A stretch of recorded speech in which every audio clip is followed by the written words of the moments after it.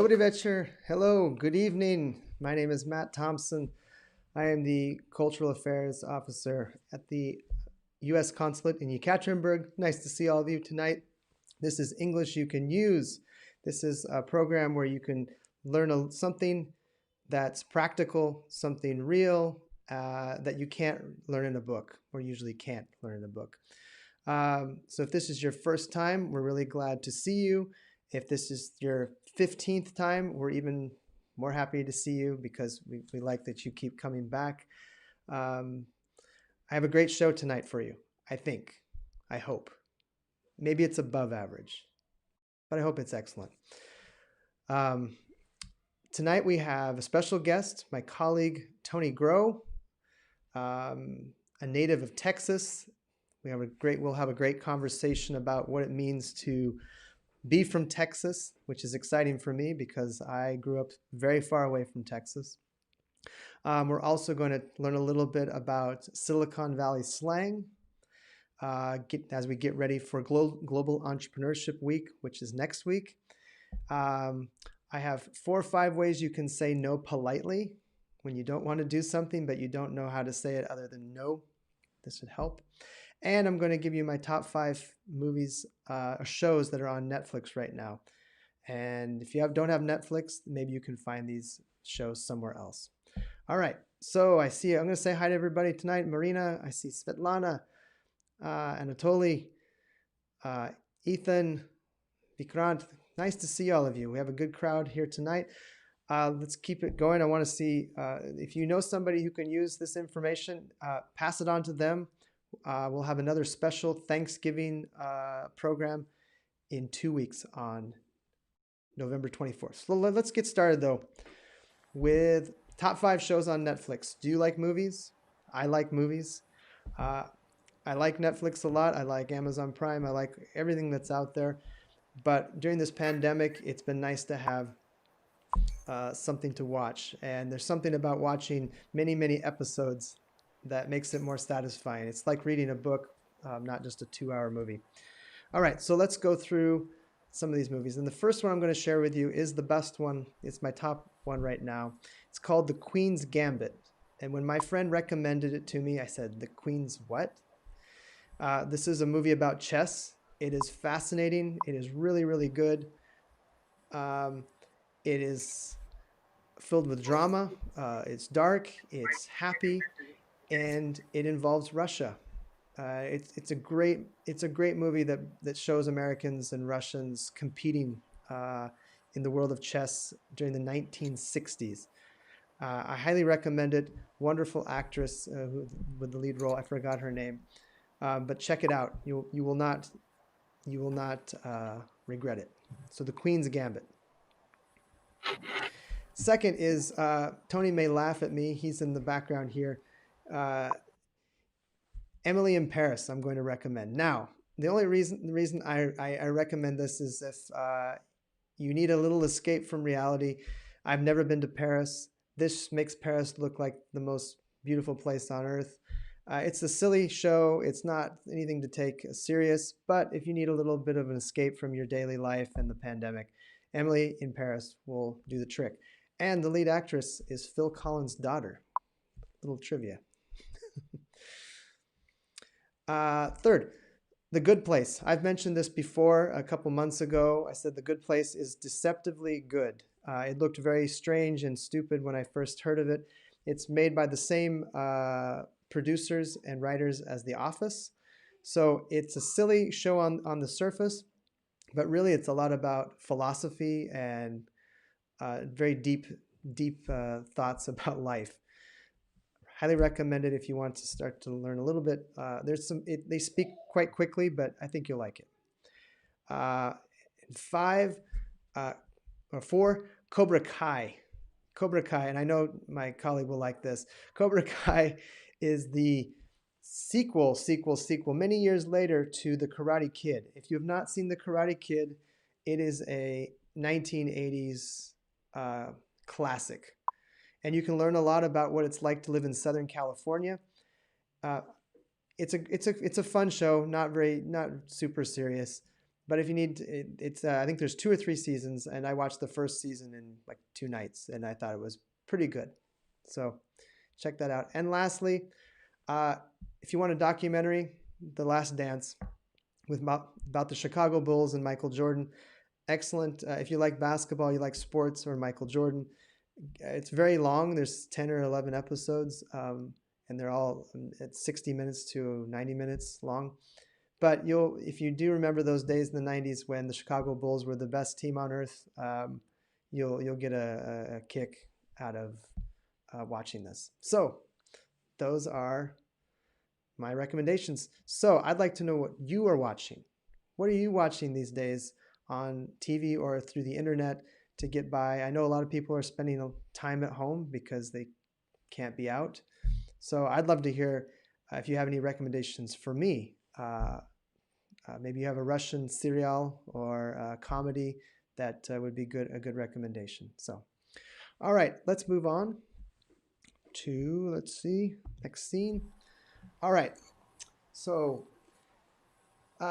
these are a few things. Sometimes I get stuck trying to answer in Russian without just a simple no or yes. So tonight, I'm going to tell you a few ways you can say no, but politely. And this might help you later in life or in your work if you decide to work abroad or have a chance to work with American or partners in Europe.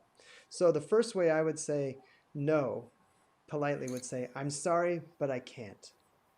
Seems pretty simple, but that's a nice way of just saying, no, I can't. Next one. This is a good one. Let me think about it. Let me think about it means you're kind of putting it off. It's totally fine. Let me think about is not a yes or a no, but probably leaning towards no. So you can then decide later how you want to say, no, I can't. Let's see. Oops, I'm not getting any.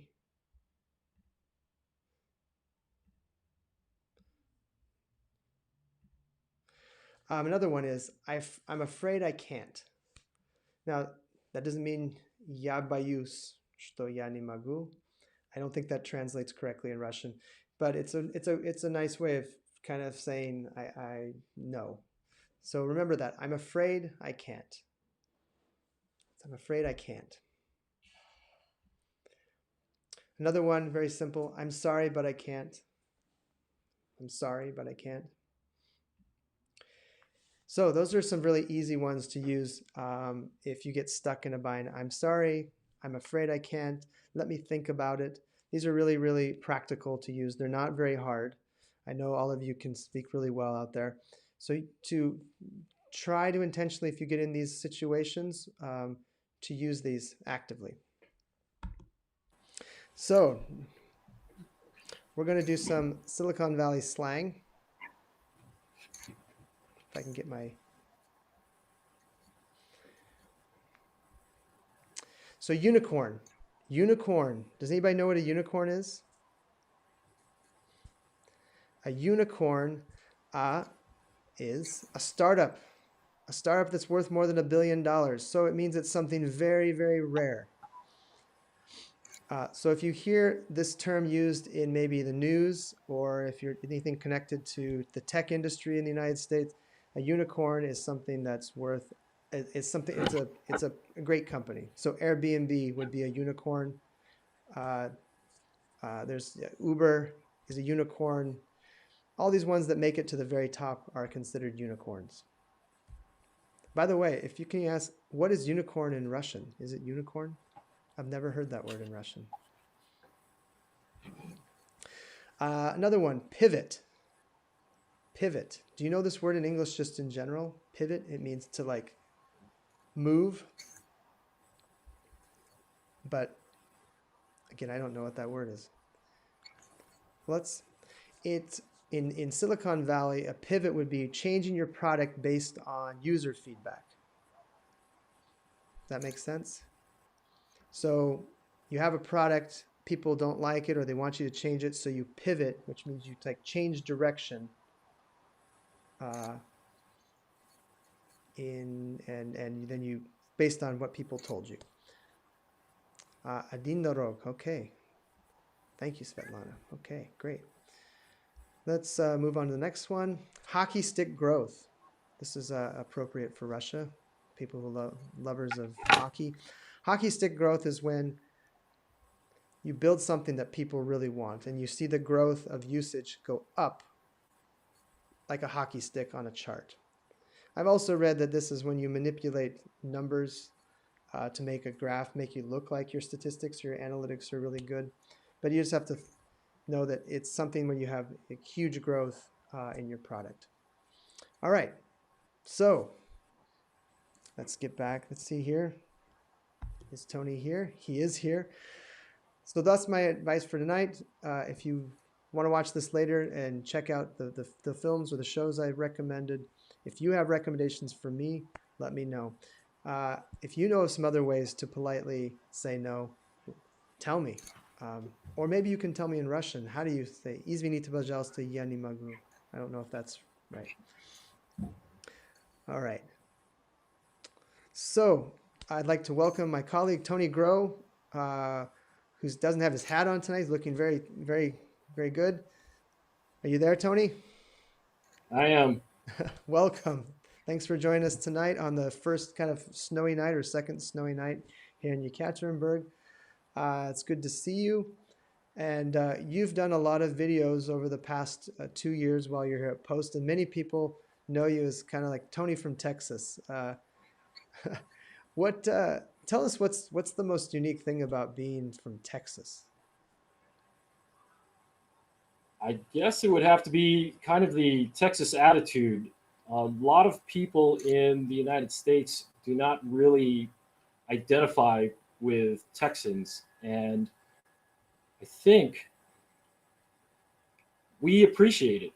We like the fact that people will make fun of us and that they think that we are more of a uh, too independent for our own good. We have that sort of self-reliant attitude where you look at a hardship and it's one of those things that it just wants you to drive forward. And when you do it for your state, that's kind of one of those feelings in Texas that a lot of people have. They do love their state, and in all honesty, I find that a lot here in Yekaterinburg. What have you liked most about being in Russia? You came to Yekaterinburg about 2 years ago. What uh, what uh, what would you tell Americans? What's great about here? Ah, oof. What would I tell them? I guess, well, it would be kind of a lengthy thing. Since I'm getting ready to leave, Yekaterinburg has been, I don't even know, I want to say I have an admiration for the city, but that wouldn't even be fair. I would have to say more like an affection for the city.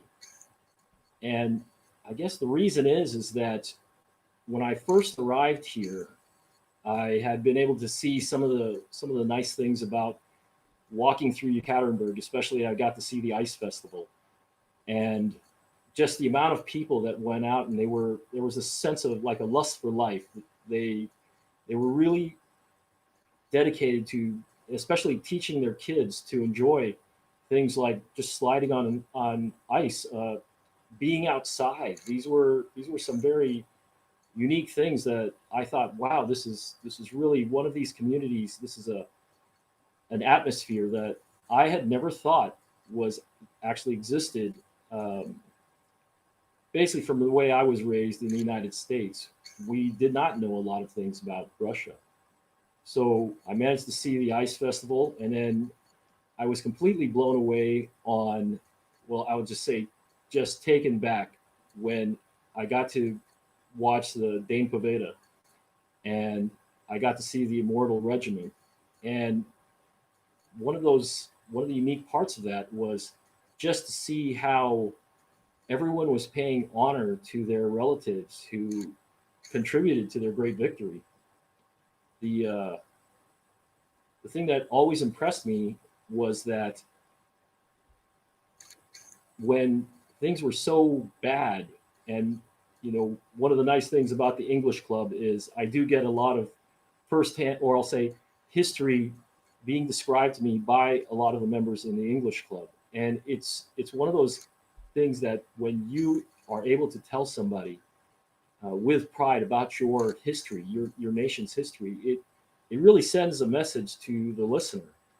So for me to be able to watch and then understand that you, your families, your relatives were able to unite together and basically with a sense of unity and courage, you fought back and won. And your the more I learn about Russia, you have a very long history about uniting and defending those you love.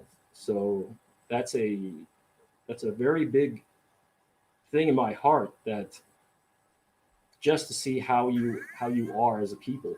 So I think it's just been a fantastic thing. Of course, When we started, oh sure, I was going to say, of course, you served in the U.S. military as well, correct? Um, and so you have that background, and so it's naturally that you have that kinship or that connection to those feelings and that dedication. oh yeah, but a lot of this would not I would not have really discovered had I not met a lot of the Russian people, especially in this city. The ability for a lot of people to want to they have that curiosity here to want to meet an American and be able to practice their English. And what I do like about the English club every time I attend it is that you have a desire to want to learn an international language, and I always use that as my motivation. It wasn't more for you to be able to speak to an American. English is an international language, so I always wanted you to be able to speak in a more I'll say familiar way, and to be able to talk like a native English speaker. Because what I find is that if you're able to learn English, you will be able to meet people from all over the world. It's not just to be able to speak to Americans, but you'll be able to talk to people from all over the world and tell them all about the great things about this city. We don't generally know a lot about Russia, and the very idea that someone will learn English and be able to talk about their town, it really makes the listener want to come here. So my hat is always off to you for being able to speak English and for all the struggles that you go through to try and learn it. And also basically your courage for being able to approach a stranger that only speaks English, doesn't know any other language, and you were able to present a nice, very, very well thought out view of your city. It really does add to the attraction of this place. I'm gonna switch gears on you. I'm gonna have you name a favorite food from Texas and then a favorite food from the Urals. What's the best? What should people try if they go to Austin or somewhere in Texas? Well, fajitas. Fajitas, okay. Fajitas or steak. That's basically my thing in Texas. In Texas, we only serve steak two ways: either well done or so rare that a skilled surgeon can bring it back to life. Okay. And in the Urals, what would you recommend for Americans to try here? I've been a very big fan of goulash. Like a I soup? actually, yeah, I really do love that stuff. The next one is the I can't even pronounce it in Russian. It's the herring salad. The What is it? Herring. It has the Siloki pod pink shuboy. roof. That's the Shuboy. one. What's it in English? It's herring and fur coat. There you go. Herring and fur coat. It's That really has grown on me. That is one of those meals I'm really going to miss. And when I get to the United States, I'm going to be searching for it. If any of you have a question for Tony, please let us know. Please put it in the comment section. We'll ask him right now. Um, I think Roman says Olivier is it Olivier salad maybe, I'm not sure. Um, and so what tell us about you're the regional security officer here, and that that obviously is security, but can you tell us more broadly what diplomatic security does at embassies and consulates around the world? Sure. Well, what I do is I'm a detective. Uh, when I go to the United States, most of my work will be done investigating passport and visa fraud because the State Department actually issues passports to U.S. citizens as well as visas to all foreign citizens. And what we do is we're kind of like manhunters. We will track people down if they are using false identities or things like that. So a good amount of my time it can also be spent looking for fugitives. Uh, in the when we're overseas, we will work with the host nation's police, and we will work together with them to protect the diplomats. In other countries where we have, say, extradition treaties, I will actually be the one who will work with the police to capture a fugitive. And at times, I will actually have to escort that person back to the United States for trial. Another part of my job is also to be sort of a one of the bodyguard staff for the Secretary of State. So you would see me sometimes. I have actually been on television where I have the wire behind my ear and my dark sunglasses and my angry stare. So it kind of helps. All right. So you protect, investigate and Yeah. protect. Um, so I was thinking, a lot of people from Russia, they go to New York or they go to Miami, they go to Los Angeles. Some go to the United States. We even got here. I can see Konstantin. He's actually in Florida right now, tuning in. Hi, how you doing, Konstantin? He used to come to our English club when we had it last year. I Tony, can you recommend some place in Texas that doesn't get a lot of attention, but it deserves more attention, or some place you just love, or it could be in the United States. It doesn't have to be Texas. Okay. Well, I mean, I when people tell me that they're wanting to say live in the United States, I always urge them to try and look at the cost of living. There are some places that even I would think are just way too expensive to try and live, and those would be say Los Angeles or New York. In other parts of the central states, your farm belt, or say Arizona or Texas, those would be the places that are actually very good for I would say raising a family, being able to establish yourself as a resident because it's not that expensive. The only drawback is you have to have a vehicle. There really is not any public transportation. There are no subways out there. There is not really a lot of people using the buses. When you go to Los Angeles or to New York, yes, there are subways, yes, there are buses, and there's a lot of public transportation, but it is pretty expensive. It's great for touring, but for me, I my heart's in Texas. And as far as a place in Texas, uh, there is a place called Marfa. Marfa, Matt, I yeah. think you know that. Now, I Marfa is one of those different communities.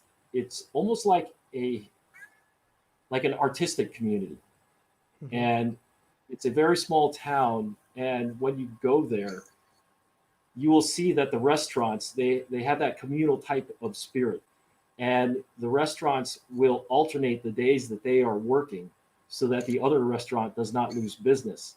So there are times when you will go to one restaurant, you will see that it's only open on Monday, Wednesday, and Friday, and then the next week it will be Tuesday and Thursday. So they will alternate their days among the Mm, other restaurants interesting. just so that nobody really loses business.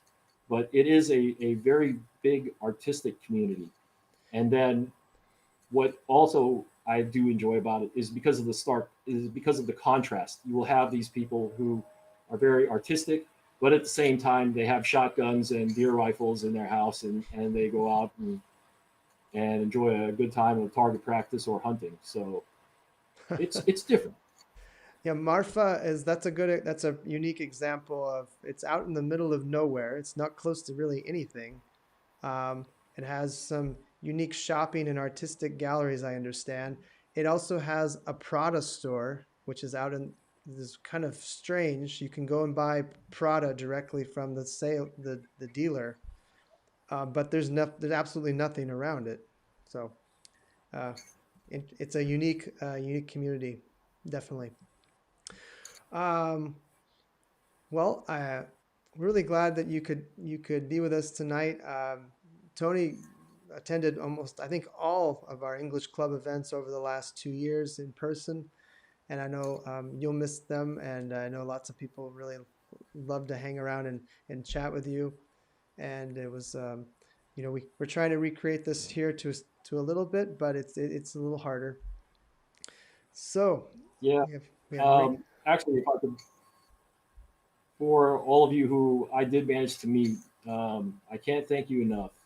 The This has been probably my best assignment, and uh, some people have asked me what I think about Yekaterinburg and how I feel about this city, and probably, like I said, I think affection would probably be my best description of it. When you look around the city, this has been one of these places that, unfortunately, it would have been. I wonder what this tour would have been like without COVID. But when it happened, and since, like Matt and myself and the rest of the Americans that have been here, uh, when COVID occurred, we still felt like we were part of the community. We were still accepted here, and you didn't treat us any different. It was great. And for us, we have that feeling of community with you because this struggle was really hard on a lot of us. And for me to leave, especially a place that, like I said, where I've met so many nice Russian friends and colleagues, and the level of hospitality that you have always given me, it's going to be a hard thing to do. The This COVID will, it has affected all of us. If not our health, it has affected our mind. And what I do feel for you is that I I I regret having to leave. It is the end of my time. It is time for me to go. And just knowing, when all those months that we read, I realized that when I read about the people getting sick, I was frightened for all those people that I knew. When I read about people that had passed away, I was sad like everybody else because this is a great community. I don't want to see anything bad happen to it. And I celebrated when I hear about my friends out here are getting healthy. Um, Yeah. I think what will be great with the ability to speak English for any of you is that eventually you'll be able to talk about how Ekaterinburg got through this, and you'll also be able to talk about the skill of your doctors and your nurses and your ambulance drivers. All of them live in constant danger, and yet they are still healing people. People are getting better, and I truly believe things will get better. And one of these days, this will end, and all of us will be able to look to the future. And I really think with your skills, you will be able to promote a lot of good things about Ekaterinburg. So believe me, if anyone asks me about what I think about Ekaterinburg, because I got to be here with the struggle with all of you, I'd have to say it felt like home. So Well, that's thank you great. very much. We hope it ends soon. I really hope so. I know everybody else does as well. Well, thank you again, Tony, for joining us. And I'll see you probably soon, but we'll keep in touch. Maybe we'll reconnect in a few months when you can. You got it. All right. Take care. All right, everyone, thank you for joining us tonight. I want to tell you before we leave, we have a really, really great program on Tuesday night, next Tuesday at 7 p.m. If you're interested in entrepreneurship, you're interested in business, you won't want to miss this. I'm going to put this up here. We have our own Paulina Borisevich.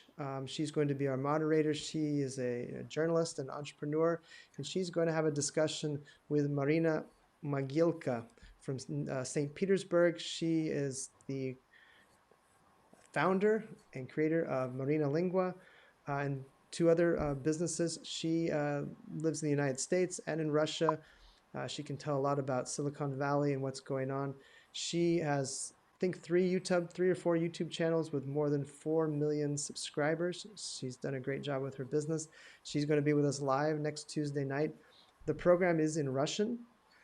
So if your English is, this might be more comfortable in Russian for you.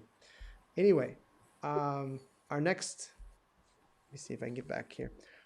Our next program will be 2 weeks from now on Tuesday.